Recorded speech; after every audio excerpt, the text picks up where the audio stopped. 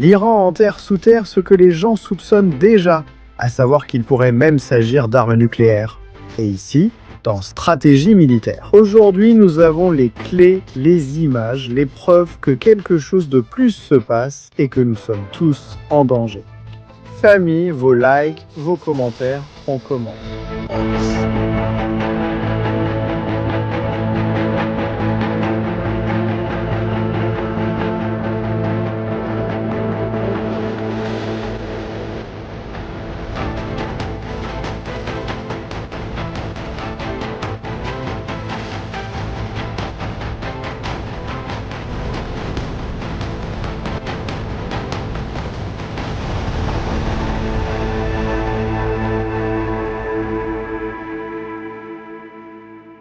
Très bon après-midi, famille. Bienvenue sur Stratégie militaire. Nous sommes en direct en ce moment.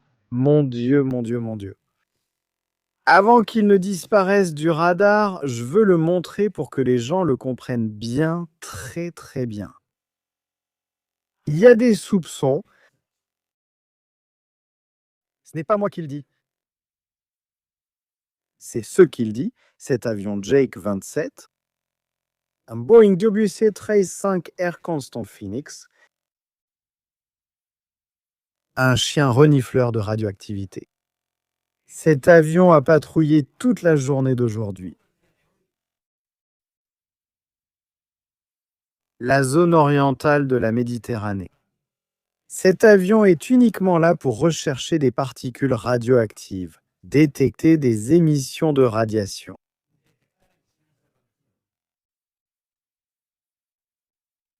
Rendez-vous compte de ce dont nous parlons. Ici, il ne s'agit plus d'un avion de télécommunication ou de guerre électronique ou qui rôde simplement dans les environs. Ici, nous parlons déjà de choses sérieuses, très sérieuses. Soyez les bienvenus, famille. Stratégie militaire. Nous sommes en direct en ce moment. Avant que l'avion ne parte, je voulais vous le montrer. Il a été envoyé depuis le Royaume-Uni, d'ailleurs, pour effectuer une patrouille. Maintenant, nous allons essayer de connaître un peu les détails. Quelles sont les options? Mais en plus, nous avons ici des images exclusives dans Stratégie militaire. Nous en parlions déjà l'autre jour que le régime enterrait pratiquement ses installations nucléaires sous terre. Il les renforçait, il les fermait avec des tonnes et des tonnes de sable. Maintenant, les images que nous allons voir aujourd'hui sont encore bien plus préoccupantes, bien plus inquiétantes. Appelons-les ainsi. Famille, c'est super important, vos likes, vos commentaires, si vous n'êtes pas abonné à la chaîne Stratégie militaire, chaîne référence actualité. Ce qui se passe actuellement au Moyen-Orient et ailleurs. Aujourd'hui, de nombreux programmes sont prévus. Netanyahou est en ce moment réuni avec Bibi. Bibi est réuni avec Trump, ce sont la même personne. Bibi et Netanyahou, parfois c'est Bibi, d'autres fois c'est Netanyahou. Netanyahou à un moment critique pour la sécurité d'Israël. Nous allons voir ce qui se passe lors de cette réunion, puis plus tard, nous aurons une autre émission à ce sujet. Nous allons nous concentrer sur le sujet diplomatique, mais maintenant nous allons nous concentrer sur le sujet militaire. Ce que vous voyez là, c'est une sorte de pont aérien avec des avions ravitailleurs, des avions de combat qui tournent, qui patrouillent. Regardez bien. Ce ravitailleur stratotanker, qui est parti du Royaume-Uni, est descendu en Méditerranée, il a ravitaillé des avions, puis il est remonté, cet autre qui a été par ici. Un autre ravitailleur stratotanker, effectuant le ravitaillement en vol de nombreuses aéronefs, également des aéronefs en Azerbaïdjan. Nous avions aussi maintenant un autre ravitailleur stratotanker qui décollait du Qatar avec une force aérienne pour effectuer la patrouille habituelle. Il y a quelques minutes, nous avons eu Overlord, qui est l'indicatif du Friday Triton du Drôme, qui patrouille dans cette zone du Golfe Persique. Et en plus des images que nous avons vues des déploiements, il y a encore plus d'avions C-5 qui arrivent en ce moment, les supercargos des États-Unis. Tout semble indiquer que la préparation de l'attaque contre l'Iran est proche. Nous avons également de nouvelles informations sur cette possible future nouvelle flotte armée que Donald Trump souhaiterait envoyer. Quelles sont les options? Quel porte-avions pourrait être envoyé? Quel navire porte-aéronefs pourrait être concerné? Nous vous présentons aujourd'hui Stratégie militaire en exclusivité pour la communauté hispanique afin de vous informer. Ce qui se passe, et j'insiste, c'est important, c'est grave. Il faut vraiment en tenir compte de tout cela. Des avions des forces spéciales décollent aussi ici au Royaume-Uni. Les Rangers SEAL peuvent être à bord de ce type d'appareil pour des opérations air-sol. Et c'est précisément l'une des choses que le régime craint en ce moment. Ils sont inquiets, Arashi est inquiet. L'ayatollah est inquiet qu'il puisse y avoir une attaque aérienne massive, mais aussi que cette attaque inclut une attaque terrestre, pour éliminer des cibles prioritaires. Pour pénétrer à l'intérieur des installations du programme nucléaire, des installations où l'on se cache, uranium, armes biologiques, où il pourrait même déjà y avoir un dispositif non conventionnel.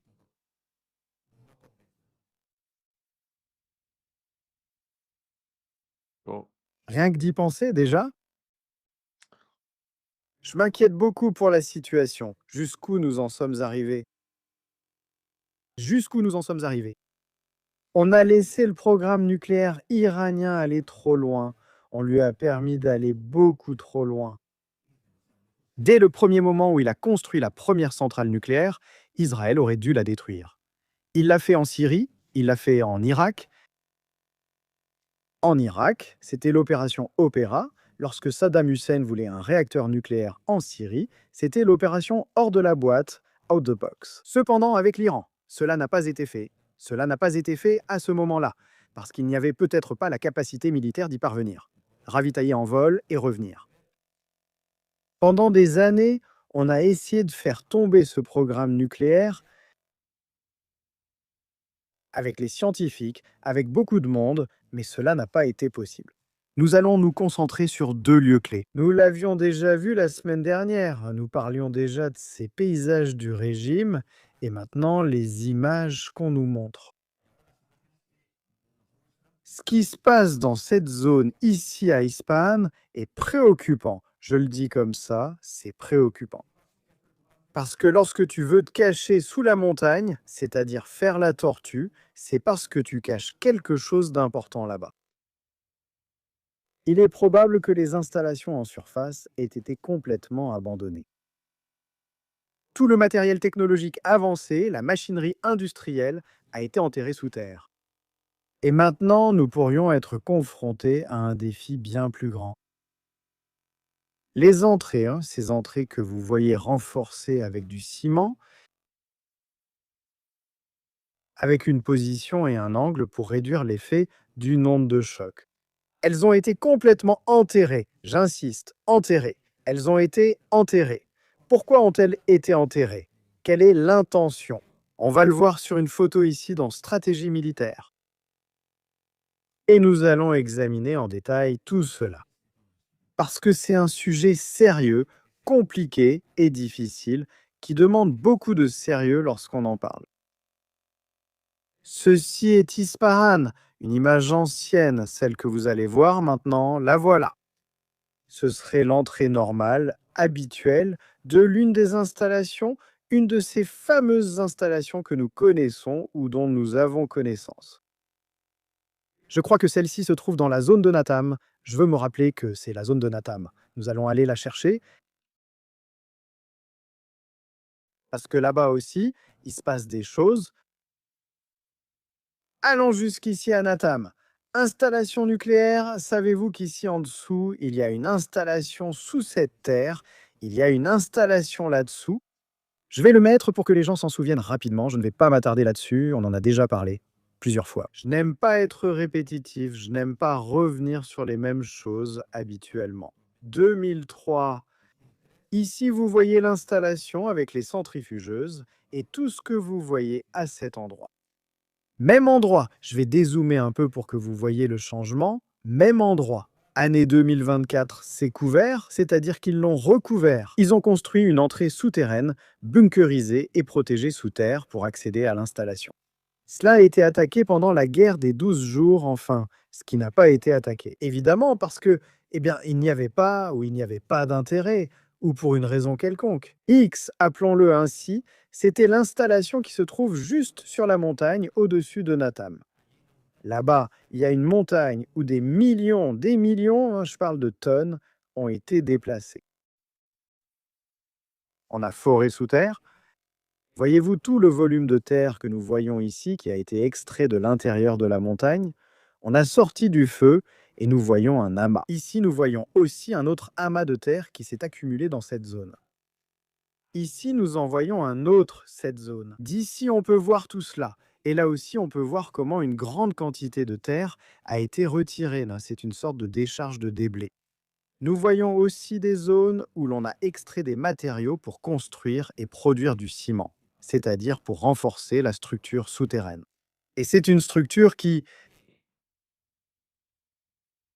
s'étend sur toute la montagne, qui possède des systèmes de communication, qui possède des radars, qui possède une structure militaire. Et précisément, ce que nous voyons maintenant, sur cette photographie que nous allons montrer maintenant, c'est que ces entrées, celles que nous voyons juste ici, ont été enterrées. Ils ont transporté tout ce qu'ils avaient de valeur depuis d'autres endroits d'Iran. Ils savent que cette montagne est pratiquement impénétrable depuis les airs. Même pour les GBU, les 57, ces bombes anti-bunker, celles qui ont été utilisées à Fordo, les GBU. Nous allons la chercher par ici, une photo pour que vous puissiez la voir.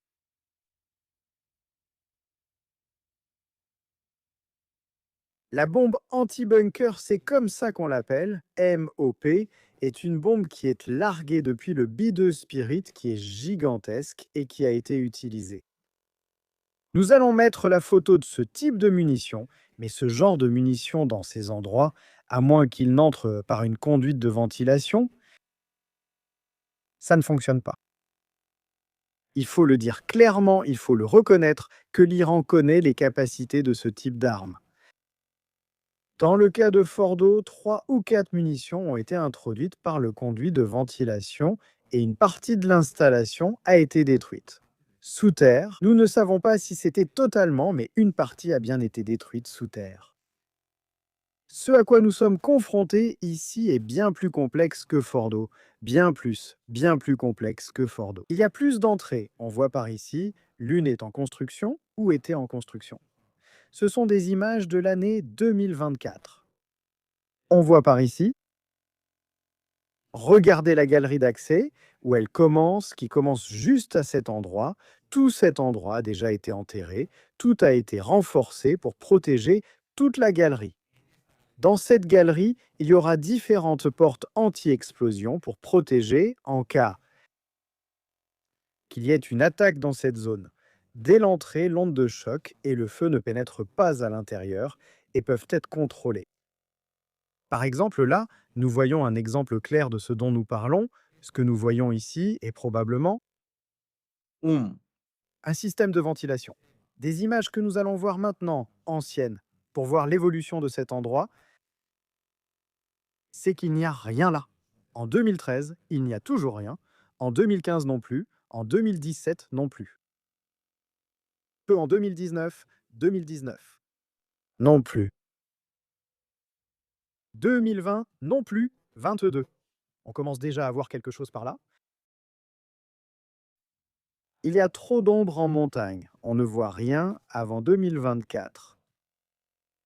Vous voyez cette zone ici? On a pu construire là une sorte de puits de ventilation, par exemple. C'est l'un des exemples que je veux donner. S'il y a une GB, elle pourrait pénétrer, mais nous allons voir que ce n'est pas vraiment ce que nous croyons. De plus, je veux que vous fassiez attention à un détail qui est assez intéressant. Regardez la hauteur à laquelle se trouve l'entrée de ce côté de la pente. Et quelques mètres plus haut, que ce serait ici, nous ignorons si c'est un silo ou un site de lancement de missiles, car cela pourrait être l'un ou l'autre. Depuis cette zone que nous voyons ici, ensuite nous avons cette zone que nous voyons ici, qui nous montre la capacité de forage qu'elle possède. Regardez, L'Iran a foré à différentes couches, différentes structures, à différentes hauteurs, et ils se sont enfoncés sous terre. Quelle est la profondeur approximative de cette installation? D'après ce qui se dit, les experts parlent de plus de 200 mètres de profondeur. Bien au-delà de la capacité que ces armes anti-bunker pourraient avoir à elles seules. Il faut ajouter à ce que nous voyons en ce moment. Il faut ajouter un autre détail, un autre petit, grand détail, que nous allons voir maintenant en photo. Le régime, ce qu'il a fait maintenant, et vous allez le voir ici, c'est ceci.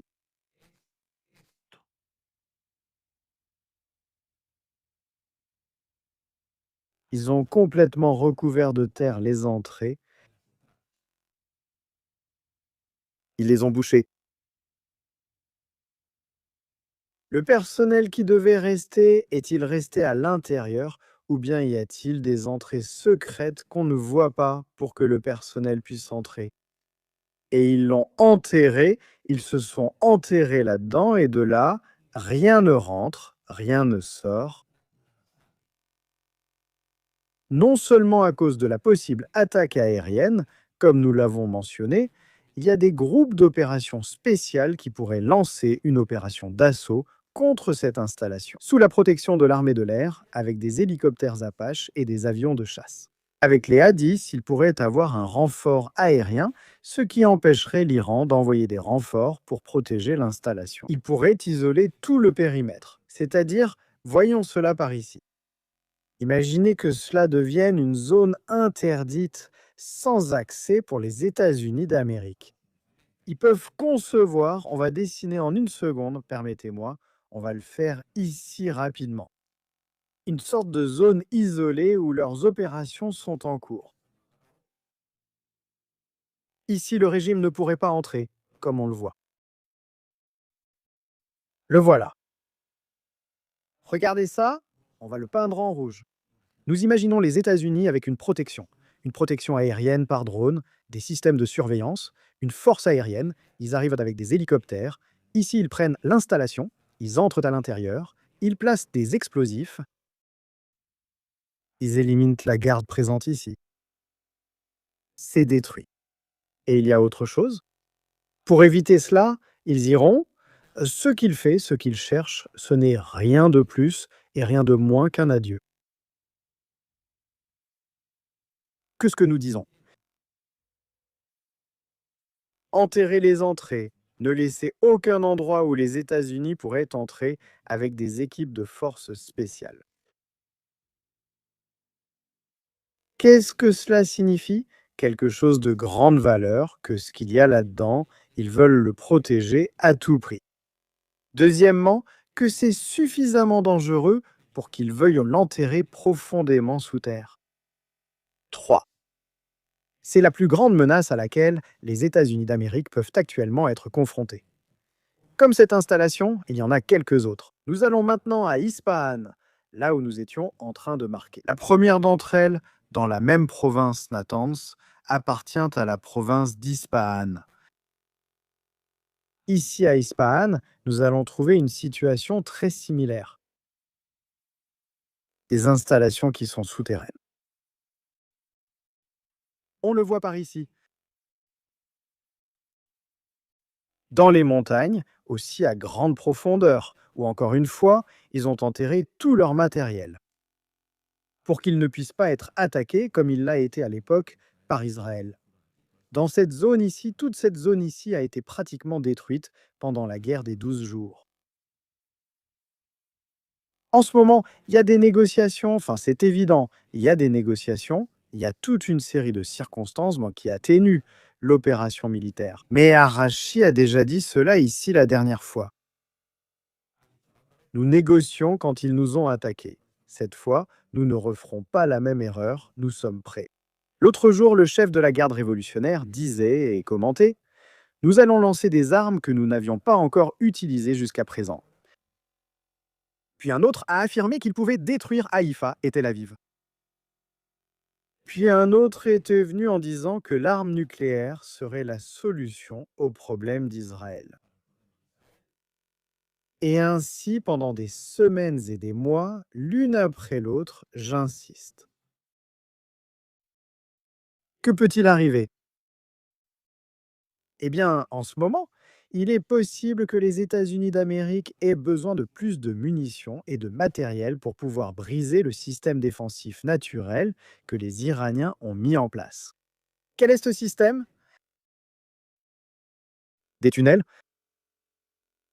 Il va falloir lancer une opération dans la ville d'Ispahan. Ce sera beaucoup plus compliqué car il faudra isoler différentes zones de la ville. Il y a des zones de lancement, je vais vous en montrer un peu plus ici. Ispahan est peut-être l'endroit le plus dangereux actuellement. Précisément à cause de ce sujet, nous sommes en ce moment près de 10 000 personnes.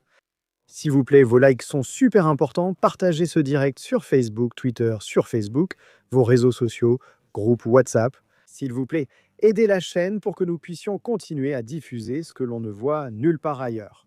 Analyse en temps réel de toute cette histoire. Ispahan est compliqué, non par lui-même, mais à cause du sujet évoqué. Nous allons dessiner ou isoler deux zones très précises.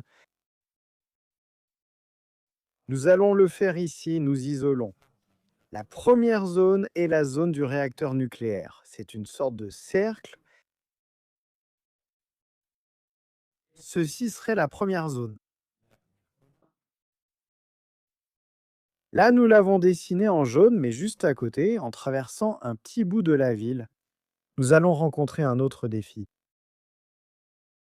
Un défi que est également remarquable. Regardez ici dans cette zone ce que vous voyez ici, et maintenant, regardez dans cette autre zone ici. Ceci est le complexe de défense antiaérienne d'Ispahan, où il y a des canons antiaériens, des missiles antiaériens, des batteries antiaériennes. Il y a aussi des zones bunkérisées. Ici, nous voyons l'exemple de l'une de ces entrées vers ces bunkers. On voit que de la terre a été retirée, qu'ils sont sous terre. Ce sera sûrement le centre de commandement et de contrôle. Nous voyons aussi ici comment ces bunkers sont construits. Nous voyons toute la zone qui se trouve ici à l'extérieur. Nous continuons d'observer des choses qui sont frappantes.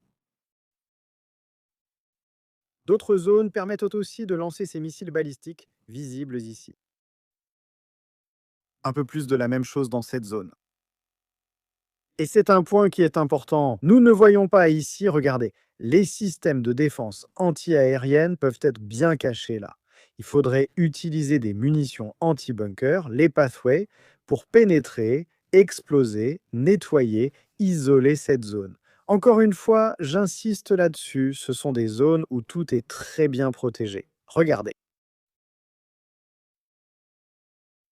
Et cela prend des heures, cela prend du temps, cela demande une dépense de matériel importante. En plus, il y a ici une base militaire de la force aérienne iranienne, où ils ont leurs installations. Eh bien, lancement de drones, un héliport. Ils ont plus de systèmes de défense anti-aérienne installés par ici. Vous les voyez? Lanceurs de missiles. Vous voyez? Toute cette zone, c'est un monde complexe, c'est une opération assez complexe dont nous parlons. Voici le radar, l'un des radars. C'est complexe, assez complexe. Pas très loin d'Ispahan, pas très loin de cette zone. Je me souviens comme ça, à peu près, avec peu de mémoire. Vous savez bien que j'ai une très mauvaise mémoire. Il y a aussi une zone où il y a des installations enterrées, il y a des rampes de lancement de missiles, il y a des silos enterrés sous terre, dans le désert. La ferme, comme on l'appelle, où il y a plein de rampes de lancement prêtes à lancer des missiles. Je ne sais pas s'ils sont anti-aériens ou s'il s'agit de missiles balistiques. Nous ne le savons pas parce que personne n'y est allé. Mais nous savons quand même grâce à la forme et au diamètre qu'ils ont. Cela pourrait-il concerner ces systèmes? C'est l'une des zones militaires les plus importantes d'Iran. C'est l'une des zones les plus complexes, j'insiste, et ils s'y sont enterrés. Eh bien, Quand l'Iran pourrait-il décider d'utiliser des armes non conventionnelles? Eh bien, je pense que cela se ferait par étapes. Il faut être clair ici. Avec cela, je vais mettre un peu de musique. L'Iran pourrait décider d'emprunter la voie. Le suicide? Pratiquement. S'ils en arrivent précisément à ce point, ils arrivent au point où il n'y a plus d'autre option. L'ayatollah est-il mort ou a-t-il été capturé? Il se trouve dans une situation de faiblesse totale, le peuple descend dans la rue, la garde révolutionnaire perd du terrain, l'Iran s'effondre. Les généraux qui se retrouvent isolés peuvent prendre la décision de mourir en tuant et lancer une arme non conventionnelle. Sur quoi basons-nous cela? Parce que c'est grave, il faut être assez sûr de ce que nous disons. Premièrement, les rapports des services de renseignement indiquent que l'Iran expérimente des armes chimiques depuis des années, et aussi le fait qu'il les a déjà utilisées pendant la guerre. L'Iran et l'Iran ont un programme secret d'armes chimiques, et qu'en plus, dès 2016, il avait déjà la capacité de fabriquer le détonateur nucléaire.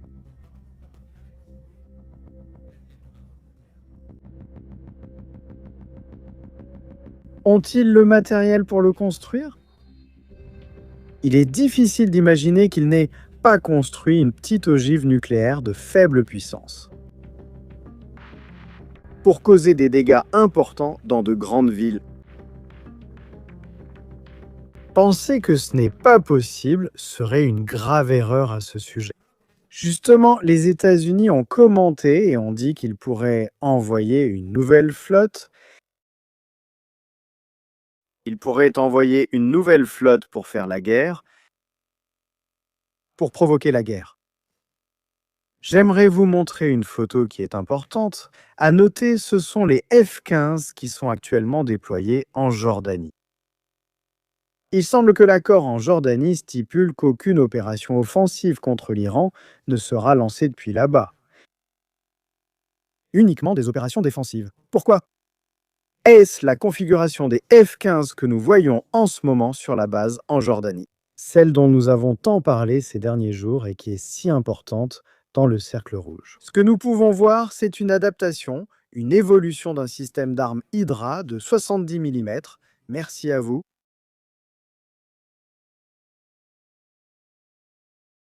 Ce sont des roquettes qui sont lancées air-sol. Mais maintenant, un kit a été ajouté à ce type de roquette pour qu'elles puissent être guidées. Si vous regardez l'image que nous agrandissons, chaque compartiment, c'est-à-dire chaque conteneur, contient un nombre important de roquettes. Environ 6 roquettes, chaque compartiment pourrait en contenir. Pourquoi en ont-ils besoin? Ce n'est pas pour attaquer la Terre. Les États-Unis ont conçu cette arme comme une évolution pour éliminer les essaims de drones, les attaques d'essaims de drones. Une roquette guidée dans les airs, lancée contre un drone qui se déplace à basse vitesse, est une cible. C'est facile pour ce type d'armes, qui sont peu coûteuses et dont on peut en transporter beaucoup sur la même plateforme de vol. Ajoutons à cela qu'il existe aussi des missiles RR que l'on voit juste ici en bas, juste sous le cercle. On aperçoit un missile RR, ce qui montre la nature offensive et défensive. C'est-à-dire, les États-Unis tiennent pour acquis qu'il y aura bien une attaque de représailles de la part de l'Iran et que cette attaque devra être stoppée. Cela va se produire juste après le début de l'opération, ce qui fait que ces avions F-15 assureront une grande partie de la protection de l'espace aérien. C'est extrêmement important.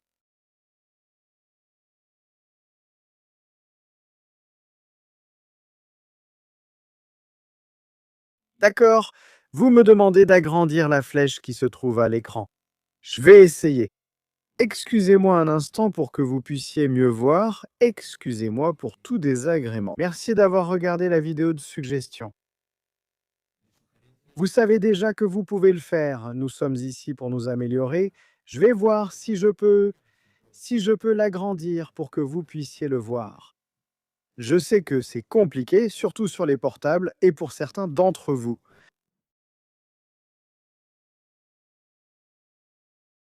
Des problèmes de vue, je sais que c'est compliqué. Voyons, je suis venu essayer quelque chose, d'accord? Ça va? On va faire quelque chose pour que ça ait l'air un peu mieux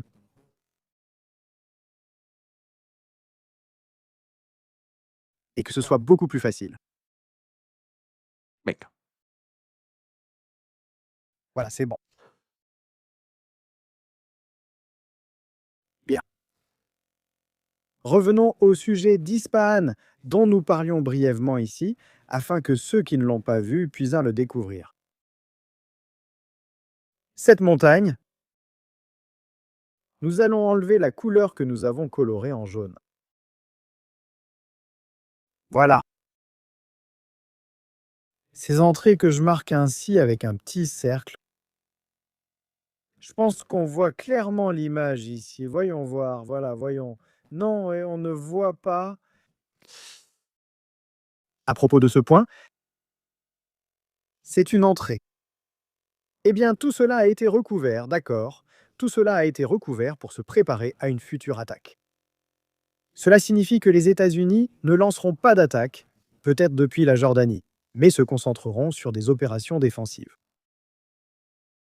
Et il va évidemment avoir besoin d'un autre porte-aéronef ou d'un autre porte-avions ou d'un navire hybride pour ce type d'opération.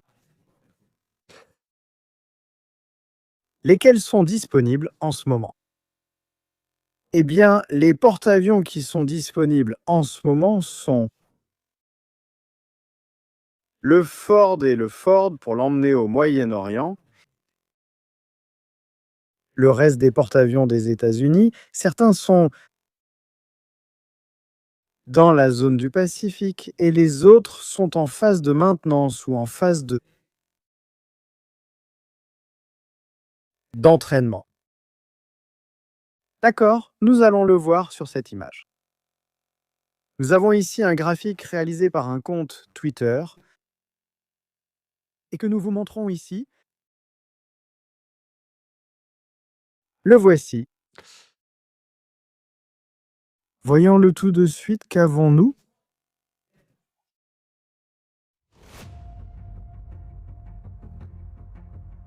Le Nimitz va-t-il être désarmé? L'Eisenhower est en maintenance. Le Carl Wilson a été déployé et il est en ce moment en train de se reposer. Roswell, il est en entraînement à San Diego. L'Abraham Lincoln, c'est celui qui se trouve en ce moment dans le golfe Persique. Le George Washington est disponible au Japon, mais il ne peut pas être déplacé de là-bas parce qu'il protège la zone de Taïwan et cette région du Pacifique. Le John Stannis, le Truman et le Reagan sont en ce moment en maintenance, en entretien. Par exemple, le Stannis est en train de changer le combustible nucléaire, le Truman augmente ses capacités et le Reagan est en cale sèche. Le Bush est actuellement en entraînement avant d'être déployé.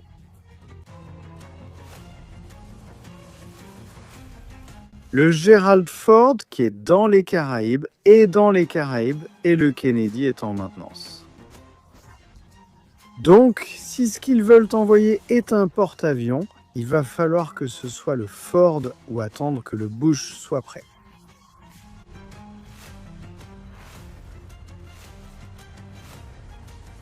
C'est ça. Donc peut-être que l'option de déployer un porte-avions n'est pas valable.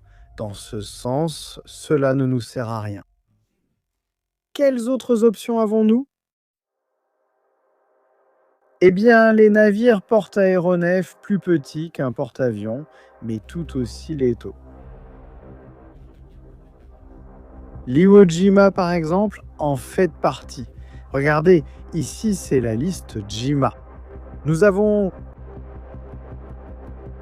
le WAPS qui a déjà participé à la protection d'Israël l'année dernière. Il est en maintenance. L'Exes, le Kirchage, le Boxer sont en entraînement. Le battant est en maintenance. L'Iwo Jima qui est actuellement déployé dans la mer des Caraïbes, mais dont l'escadrille embarquée est composée d'avions Harrier qui ne conviennent pas pour cette mission. Le Harrier consomme beaucoup de carburant et n'offre pas les caractéristiques d'un F-35. Donc on peut écarter l'F-35. Le Making Island est en entraînement. L'America est en maintenance, donc il ne nous reste que le Tripoli.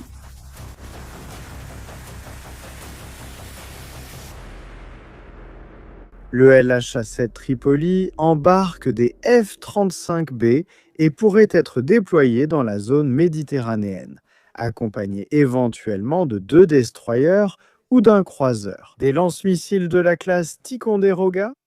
Dans le cas où l'on ne voudrait pas envoyer ou déployer toute une force de frappe d'un porte-avions, cette option serait donc là et disponible. Le Tripoli.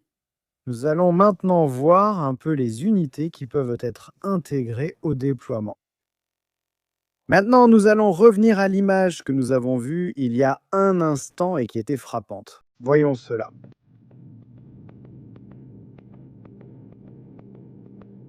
Au cours de la journée d'aujourd'hui, l'avion qui recherche la radioactivité ou des particules radioactives a été dans cette zone de la Méditerranée. Cette même zone est celle où il y a quelques jours l'avion P-8 Poséidon s'est trouvé, et j'ai commenté à propos de cette zone. Serait-il possible de positionner un porte-avions précisément pour couvrir les opérations aériennes contre l'Irak?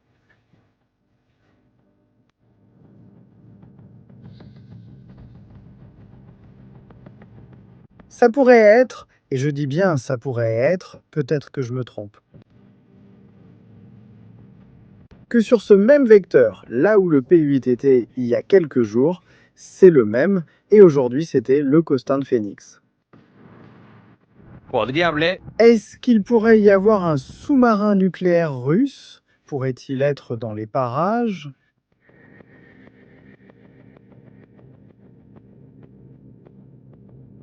Est-ce une option? Une autre option possible est que les États-Unis d'Amérique craignent qu'un certain type de matériau radioactif ait pu être déployé. Dans cette perspective que nous nous voyons côtière d'Afrique. Qui cela inclut-il?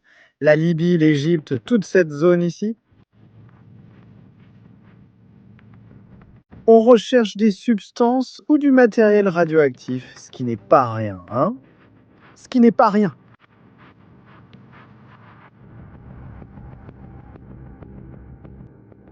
Regarde, la Turquie est en train de recevoir ça en ce moment même.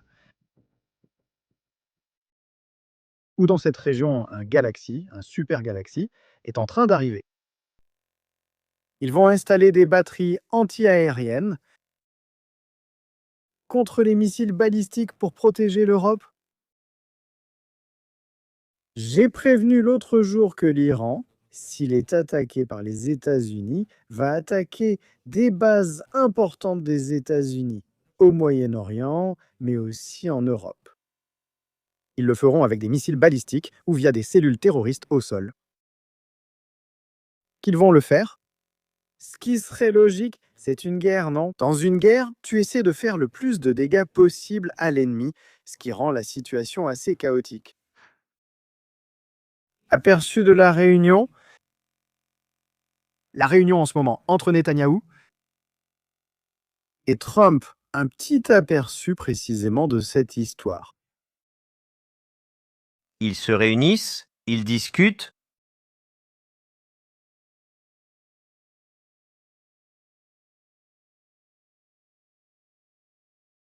Et regardez, ceci, la photographie, Cette photographie est importante. Vivi et Trump. Ce sont les deux hommes en ce moment.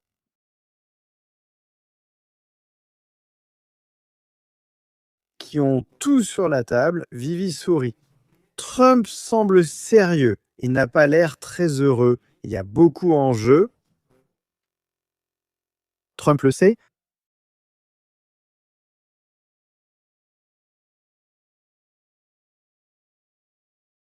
Peut-être que Trump ne veut pas de guerre, mais il sait qu'Israël va la déclencher. Et il ne peut pas lui dire non. Indépendamment de ce que Trump dit, Israël a ses propres intérêts. C'est un pays souverain, je l'ai toujours dit, c'est un pays qui doit veiller à sa sécurité. Les missiles balistiques ne viseront pas la Maison-Blanche. Les missiles balistiques ne vont pas tomber sur Mar-a-Lago, ils vont tomber sur Tel Aviv, ils vont tomber dans des villes comme Beersheba, sur des hôpitaux et dans d'autres endroits. Israël a une responsabilité en tant qu'État. Trump peut négocier ce qu'il veut avec ceux qui veulent se prendre en photo avec les Iraniens en se serrant la main, comme avec Petro ou quelque chose comme ça. Ça, ce sont des trucs de Trump. Et ça, Trump. Chacun suit sa propre voie.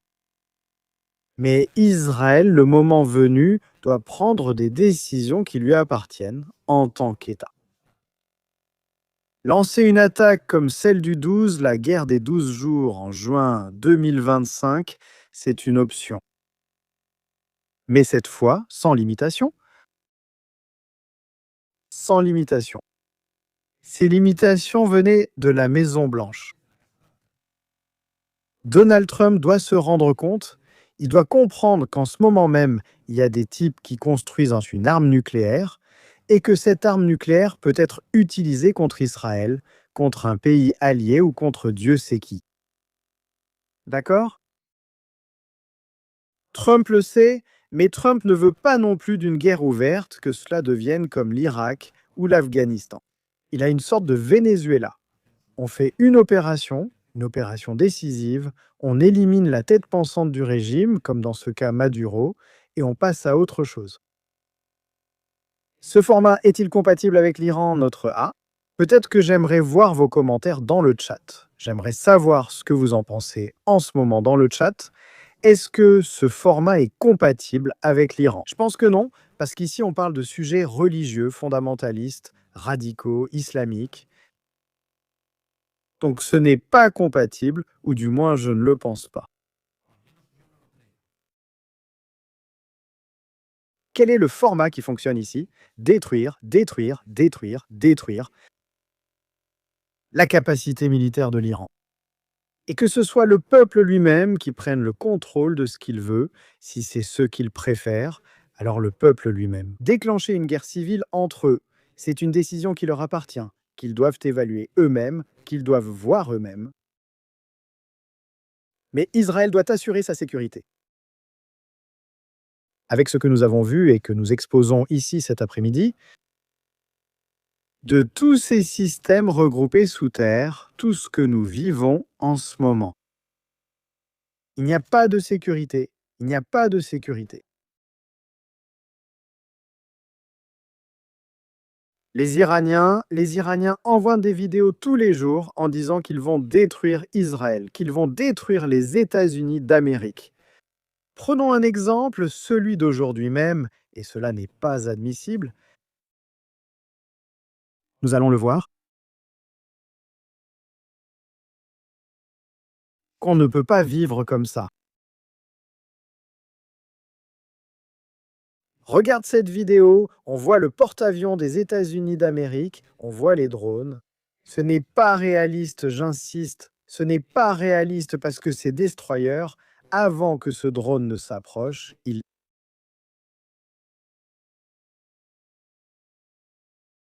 le drone est en l'air, il est au sol, le drone est abattu au sol. Et avant qu'ils puissent réaliser cette paranoïa qu'ils ont imaginée avec l'intelligence artificielle, ce rêve humide de pouvoir lancer des missiles contre le porte-avions, ils se trompent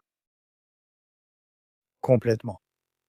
Tout d'abord parce qu'au moment de l'attaque et du rechargement, le porte-avions se trouve à une distance de sécurité, ce qui lui laisse le temps d'effectuer des manœuvres d'évitement. L'armée de l'air serait en action. Les destroyers disposent de nombreux missiles anti-aériens. Ce que nous voyons ici avec les vedettes iraniennes s'approchant du porte-avions pour l'attaquer, c'est surréaliste. Des essaims de drones sont abattus par les systèmes CWIS, c'est-à-dire ces mitrailleuses rapides que possèdent les destroyers et le porte-avions. C'est-à-dire que ce serait quelque chose de très très très difficile. Et bon, inutile de parler du sujet des sous-marins. Vous croyez qu'ils vont tirer une torpille sur un porte-avions? Il y a 2 sous-marins à propulsion nucléaire qui protègent cette flotte. Mais bon, ils montrent un peu ce qu'ils pensent que ça pourrait être.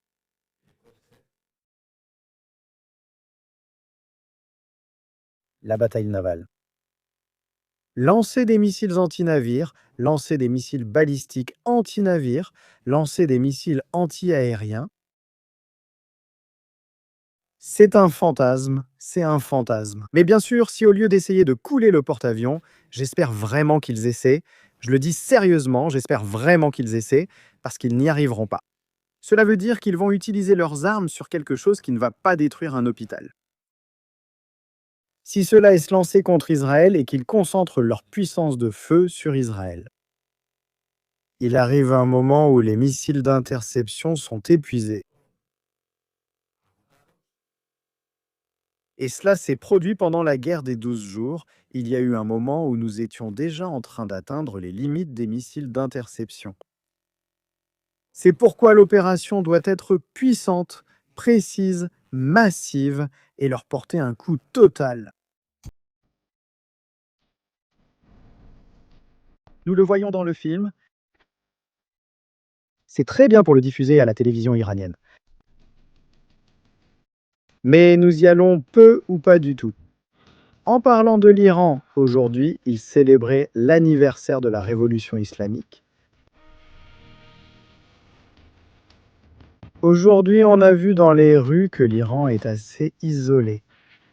Ils n'ont pas réussi à remplir les grandes villes. Et les gens attendent déjà qu'une attaque puisse être lancée par les États-Unis d'Amérique.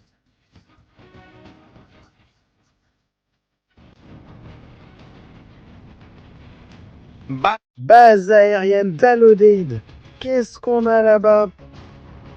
Abonnez-vous à la chaîne Photographie par satellite.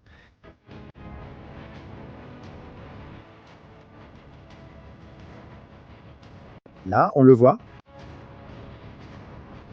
Ces avions ravitailleurs plus un rivet joint de reconnaissance, tout.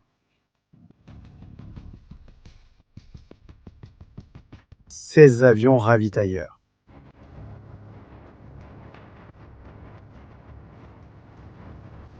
Une seule attaque. Une seule attaque avec l'intention de causer énormément de dégâts. C'est ce qu'on recherche. C'est ce que l'on veut en Iran.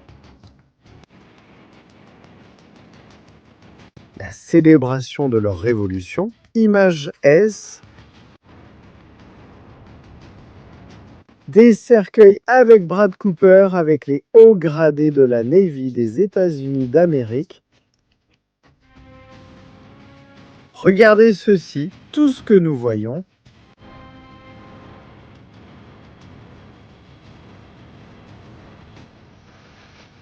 C'est incroyable. Très impressionnant. Il y a aussi des nouvelles de Gaza. À bientôt. Je sais que vous aimez ces vidéos. Famille, si vous êtes en direct en ce moment, abonnez-vous à la chaîne. Plus vous parlez dans le chat, plus vous avez de chances de gagner un abonnement. Vous êtes prévenus que vous puissiez gagner un abonnement. Regardez bien ce qui va suivre.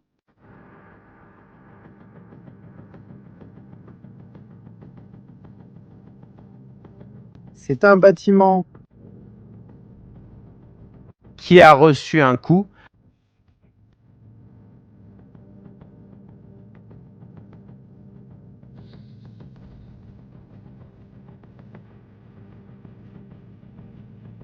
Kim.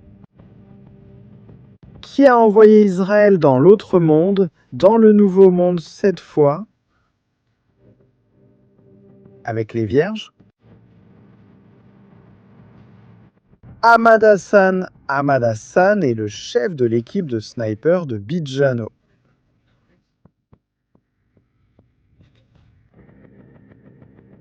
Parmi eux, il est responsable de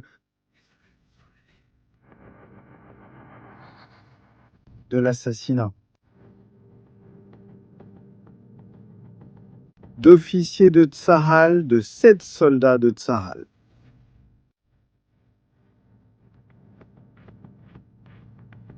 Un autre démon qui n'est plus parmi nous, Ahmad Hassan.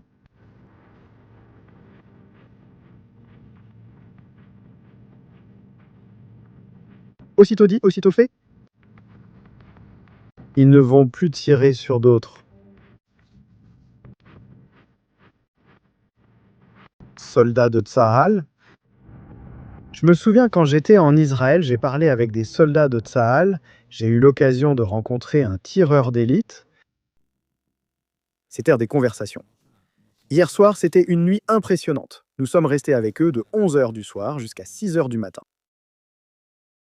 En apprenant beaucoup de détails sur tout ce qui se passe là-bas. Il y a des détails qu'on ne peut pas raconter, évidemment d'autres qu'on peut raconter.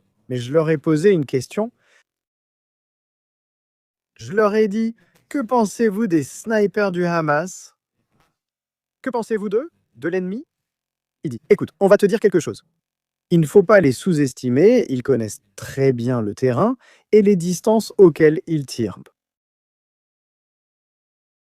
Pas besoin d'être un grand expert tireur. Les fusils qu'ils utilisent sont très puissants, ce qui cause des dégâts considérables. C'est pratiquement une mort assurée. Contrairement à nous, eux n'ont pas peur de mourir. C'est-à-dire qu'ils s'exposent beaucoup plus à des missions de contre-tireurs ou de contre-snipers, dit-il.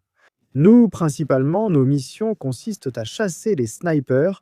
Ce n'est pas pour aller chasser des soldats ou des terroristes du Hamas, dit-il. Nous nous concentrons davantage sur la couverture et la sécurité des troupes lors de leur déplacement. Et c'est hallucinant, non? Un jour, nous ferons une émission sur ce sujet, sur la façon dont les snipers de Tsahal ont travaillé ou sur la façon dont les snipers de Tsahal travaillent en Israël. Quand tout cela sera fini et qu'il n'y aura plus autant de censure militaire, ou qu'il ne sera plus nécessaire de garder tant d'informations secrètes pour des raisons de sécurité. Évidemment, je l'ai toujours dit, quand il y a quelque chose qu'on ne peut pas raconter, on ne le raconte pas, mais nous sommes contents qu'il ait été neutralisé. Ahmad Hassan, chef du bataillon de snipers d'un groupe terroriste appelé Hamas. Je le dis parce qu'après, on vient dire que je me réjouis de la mort des gens, et ce n'est pas le cas. Je me réjouis qu'un assassin ait été éliminé, qui a participé au 7 octobre et qui a également participé aux opérations à Gaza pour libérer les otages. Israël n'a pas été là pour conquérir Gaza, il a été là pour libérer les otages. Et maintenant, il reste dans une zone de sécurité pour qu'il ne recommence pas un 7 octobre, parce qu'il y a quelques heures encore à Rafia, à Rafah, ils ont essayé de faire la même chose encore une fois. Sortir d'un tunnel, attaquer les soldats et provoquer des pertes, le cessez-le-feu est quelque chose d'incroyable. D'ailleurs, on parle maintenant de Kouchner et Whitcock qui veulent faire une sorte de semi-désarmement du Hamas. Ils demandent seulement de remettre les roquettes, mais qu'ils gardent les armes légères. J'aimerais poser une question à Kouchner et à Whitcock. Combien de personnes sont mortes le 7 octobre à cause des roquettes et combien à cause des armes légères? Voyons si nous arrivons à comprendre quelque chose. Je pense que oui. Je crois qu'il est clair que nous pouvons comprendre un peu plus. Quelle est la situation réelle? Ce n'est pas qu'il faille désarmer Hamas. Il faut le vaincre par la voie militaire si possible. C'est une organisation terroriste dont l'intention est de répéter un 7 octobre ou pire. Famille, nous avons aussi PayPal au cas où vous voudriez contribuer. PayPal me stratégie militaire, PayPal me stratégie militaire. Pour continuer à produire ce contenu quotidien essentiel pour mettre en lumière cette histoire, les super chats sont également disponibles. Pour ce dont nous parlons maintenant, je veux vous montrer quelque chose. C'est très bien et ça nous plaît beaucoup. Israël améliore ses capacités militaires en défense anti-aérienne, en défense. Israël dispose d'un système incroyable.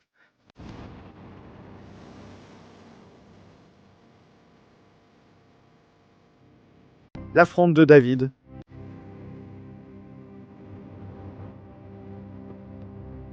Maintenant, cette fronde de David a évolué. Elle s'est améliorée. Et maintenant, la fronde de David va plus loin et elle est beaucoup plus efficace. Vidéo déclassifiée par Israël. La sécurité d'Israël n'est-elle pas mise en danger? Déclassifié, en fait, c'est écrit là, déclassifié. Vous voyez, février 2026, déclassifié. Les amis, restez calmes, on y va. Au-dessus de la mer, là, on voit la côte d'Israël. On voit le système Honda de David. On voit le radar, Et ce missile? Ce missile qui sauve tant de vies, on voit le lancement de drones chronés. Ce n'est pas le dôme d'acier ni le C-dôme, c'est-à-dire l'Iron Dome de la mer, c'est différent.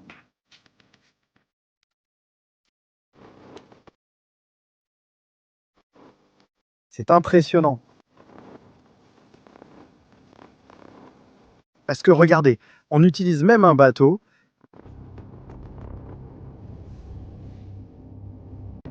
civil. On ne peut pas adapter sur un bateau civil un système de défense, la cible, l'intercepteur et la destruction. Non? Bonne nouvelle.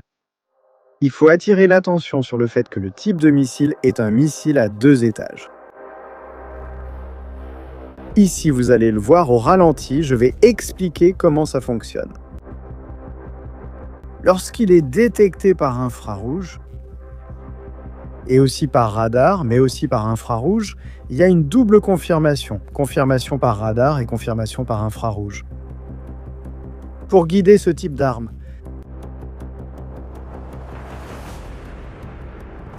il se passe ce que vous voyez ici, cette première partie que vous voyez.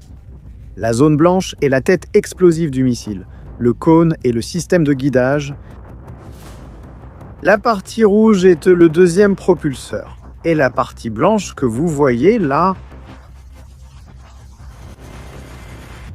c'est ça. Le booster, c'est ce qui lui donne de la vitesse de sortie à ce missile pour qu'il puisse rapidement partir à la recherche de la menace. Il est conçu pour contrer des menaces rapides, des missiles de croisière, des drones, même. Il pourrait même l'atteindre. Un missile quasi-balistique. Disons que ce système, lorsque le système Arrow, le système Patriot, est dépassé, c'est lui qui entre en action. C'est pratiquement celui que nous voyons, qui est lancé massivement. Les images que nous voyons pendant la guerre des 12 jours ou lors des attaques précédentes de l'Iran, qui était lancé massivement pour intercepter un seul missile, c'est bien ça? En particulier la fronde de David. C'est le système qui a maintenant été énormément perfectionné et qui, évidemment, est une bonne nouvelle. C'est l'industrie de défense israélienne qui sauve des vies, qui était là pour sauver des vies face aux attaques de groupes terroristes. Cela n'est pas lancé contre des villes, cela protège les villes. On investit de l'argent, du budget pour créer des missiles balistiques afin de détruire des hôpitaux, des immeubles, des appartements. D'autres dépensent l'argent de leurs impôts, et en Israël, on paie beaucoup d'impôts pour protéger des vies. Alors que les gens en tiennent bien compte, c'est un système vraiment Et important, n'est-ce pas? Onda de David, c'est l'un des systèmes les plus avancés avec le dôme de fer. Il a une portée comprise entre 40 et 300 km, 300 km de portée.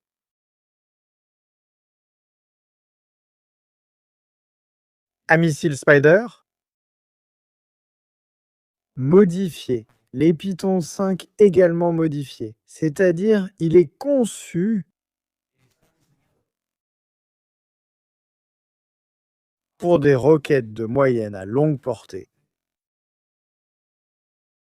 Et aussi pour les drones, les missiles de croisière, tout cela peut être protégé opérationnellement.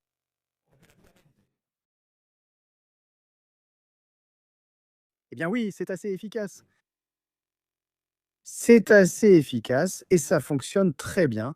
Et c'est un système qui est à la hauteur des autres grands systèmes. Donc voilà. Israël a de nouveau testé avec succès un système de défense anti-aérienne antimissile de moyenne et longue portée. Félicitations, félicitations, félicitations à Israël, félicitations à l'industrie, parce qu'ils vont vendre ça comme des petits pains. Comme des petits pains. Voyons-le en plus, comment ça marche.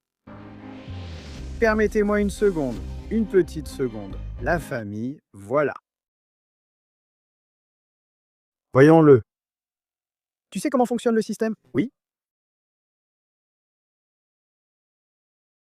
Pour vous montrer comment fonctionnent les systèmes de David. Parce qu'ensuite, quand la guerre commencera, ils diront que le dôme de fer a échoué, que le dôme de fer ne fonctionne pas, que le dôme de fer n'est pas le dôme de fer. Il y a d'autres systèmes protègent Israël. Ce qu'il faut, c'est connaître un peu ce que fait chaque chose et comment ça fonctionne. Il faut l'étudier. Si on ne l'étudie pas, ça ne marche pas.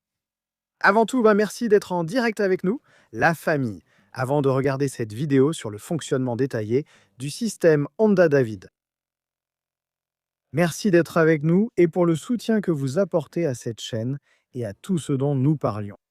Nous allons le voir par ici. Comment fonctionne le système Honda de David? Et que peut-il nous offrir pour protéger les cieux d'Israël? Honda de David, la nouvelle génération de missiles solaires, système de défense anti-aérienne aérien. Nous le voyons là. Famille, nous approchons les 423 000 abonnés. Abonnez-vous à la chaîne. Missiles tactiques, balistiques, missiles de croisière. Avions de chasse, rockets,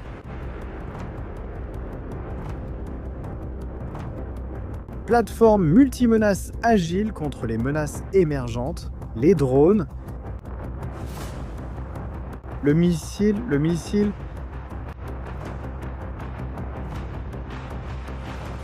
pour moi, l'onde de David, dommages collatéraux minimes. C'est la dernière barrière de défense contre ce que l'Iran lance. Quand ils auront dépassé le système Arrow, la fronde de David combattra le gigantesque missile iranien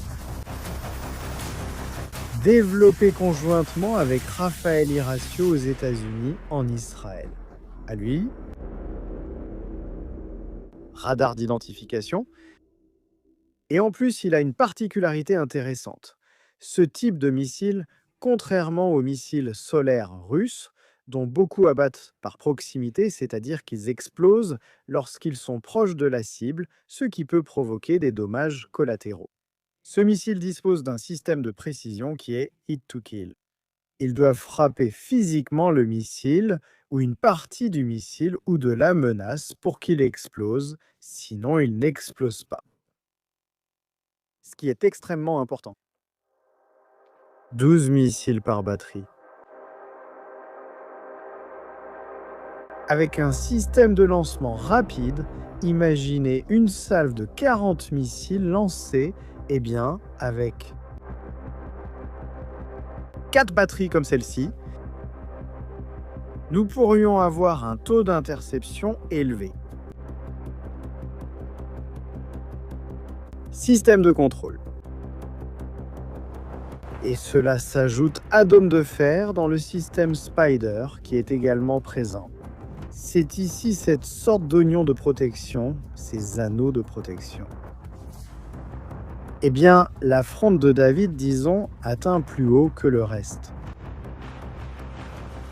Elle peut fonctionner par satellite, par avion, l'alerte précoce.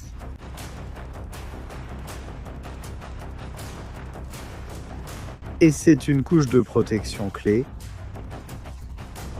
La défense d'Israël dispose d'un capteur de recherche de cibles. Très bon. C'est le deuxième moteur dont je vous ai parlé et le propulseur, c'est ce que vous voyez ici. Tout s'assemble pour lui donner une grande agilité et lorsqu'il est lancé, il se sépare du propulseur. Ensuite, le missile commence à se propulser automatiquement et cherche la menace. Le système de guidage marque un point, par exemple, si le missile. Dernièrement, on dit que les missiles iraniens changent de trajectoire pour dévier les missiles intercepteurs lors de la phase d'interception. Celle que nous voyons ici cherche un point de croisement dans les airs. Si on calcule ou si le missile change de trajectoire et remonte vers le haut, le missile ennemi. On va le mettre ici en haut, voilà pour que vous le voyez mieux. Sans le filigrane, s'il remonte vers le haut, il se recalcule automatiquement. Avec l'agilité qu'il a, ce missile peut changer de trajectoire rapidement. Cherchez le point où ils vont se croiser. Les deux projectiles, et c'est là qu'a lieu le hit to kill, c'est-à-dire l'interception du missile agresseur. C'est ainsi que l'espace aérien d'Israël est défendu. C'est comme ça que des vies sont sauvées, vous voyez? C'est super important. Utilisé pour protéger des villes. Haïfa, le port de Haïfa, Tel Aviv, des bases militaires. C'est super important, donc je vais en tenir compte quand ça commencera, on va parler correctement. L'onde de David. C'est ça, en train de sauver des vies, à nouveau. Israël Famille, merci beaucoup d'avoir été en direct avec nous. On reste avec JN, entre guillemets. Je reviens à 22h heure espagnole pour vous raconter plus de choses, vous dire ce qui se passe en ce moment dans le monde. Merci beaucoup. Vraiment, on se retrouve dans Stratégie militaire. Salutations.